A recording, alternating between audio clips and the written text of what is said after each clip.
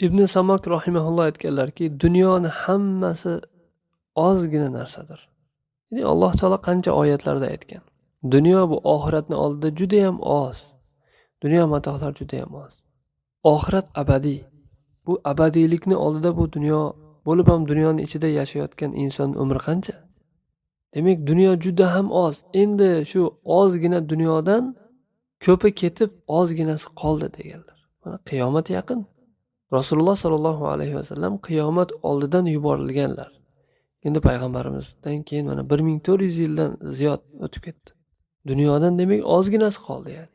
Endi mana shu ozgina qolgan dunyodan sen uchun ajratilgan narsa o'zi oz.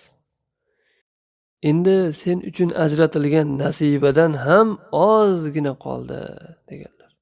Ya'ni odam o'ylab ko'rsa necha kirdi hozir? Bu yog'iga qancha umringiz qoldi masalan? Shu ozginadan ham ozgina qoldi. Bu yog'i abadiylik hayotini oldida yoqasida turibsiz. Tug'ilgan kun qilib xursand bo'layotganlar. Qabrga shunchalik yaqinlashyapsizki, lekin tug'ilgan kuning bilan deb xursand bo'lib, hamma o'zida yo'q xursand. Qabrga yana 1 yil yaqinlashdi bu odam. Oxiratga, Allohga yo'liqishga 1 yil yaqinlashdi masalan. Lekin buni aksar odam o'ylamaydi ekan. Dunyoni ozginasidan ham ozgina umringdan senga ajratilgan narsalardan o'zi oz qoldi bu yog'i deyilyapti. Shuning uchun ham Rasululloh sollallohu alayhi vasallam dunyo bilan nima ishim bor deganlar. Ya'ni men bu dunyoda bir musofir odam daraxt soyasiga to'xtab, ozroq shu joyda dam olib, yana yo'lda davom etgan odamdek, men ham mana shundayman. Dunyo bilan nima ishim bor deganlar.